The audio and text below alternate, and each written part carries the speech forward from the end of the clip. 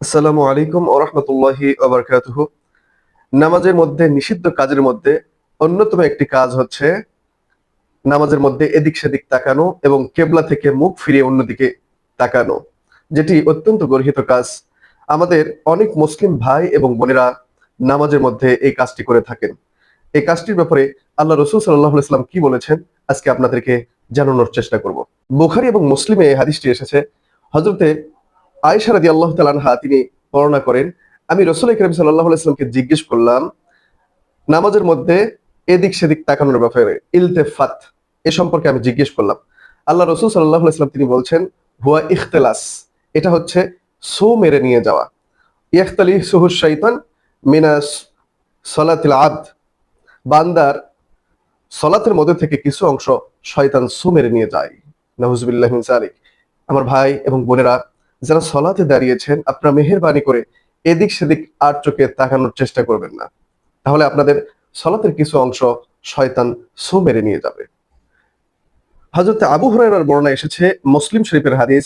আল্লাহ রাসূল সাল্লাল্লাহু আলাইহি ওয়াসাল্লাম তিনি বলছেন, সলাতের মধ্যে মানুষ যেন তাদের দৃষ্টিসমূহ উপরের দিকে না নিক্ষেপ করে, অর্থাৎ উপরের দিকে তাকিয়ে না থাকে। হয় তারা সেখান থেকে বিরত থাকবে, আর না হয় তাদের দৃষ্টিকে ছিনিয়ে নেওয়া হবে। নাউজুবিল্লাহি মিন যালিক।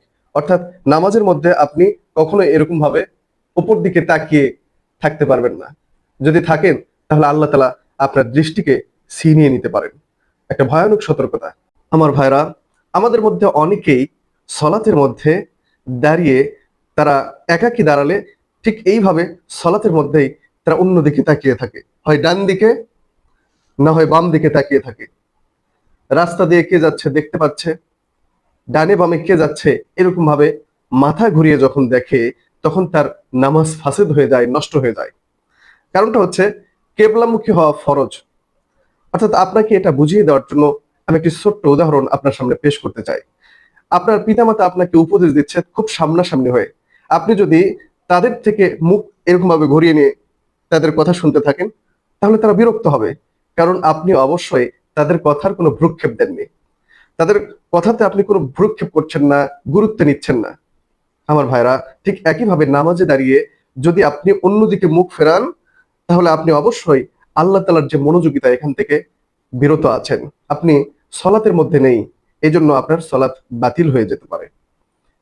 আমার ভাইরা, যারা এদিক সেদিক তাকায় তাদের ব্যাপারে বলা হয়েছে যে তাদেরও মনোযোগিতার সমস্যা, তাদের ওই অংশটা শয়তান ছো মেরে নিয়ে যায়। আমার ভাইরা, যদি কাউকে উপদেশ দেওয়া হয় আর সে যদি আকাশের দিকে তাকিয়ে থাকে, সেই উপদেশগুলো সাধারণত কোনো কাজে লাগবে না, সে মনোযোগী নেই, এটা আমরা বুঝতে পারবো। এই জন্য সলাতের মধ্যে সবচেয়ে উত্তম পদ্ধতি হচ্ছে, আপনি যখন সলাত আদায় করবেন তখন আপনার দৃষ্টি থাকবে নিচের দিকে সেজদা স্থানে। অর্থাৎ একজন আনুগত্য ব্যক্তি সলাতের মধ্যে আল্লাহ তাআলার সামনে আনুগত্য হয়ে আল্লাহ তাআলার সেই কথাগুলো শুনবে, ঠিক তার সামনে দাঁড়িয়ে মাথা নত করে কোনো দিকে তাকাবে না। এটা হচ্ছে আনুগত্য বান্দার বৈশিষ্ট্য। আল্লাহ তাআলা আমাদেরকে সালাতের মধ্যে এসব দৃষ্টিকটু কাজ থেকে বেঁচে থাকার তৌফিক দান করুন। আসসালামু আলাইকুম ওয়া রাহমাতুল্লাহি ওয়া বারাকাতুহু।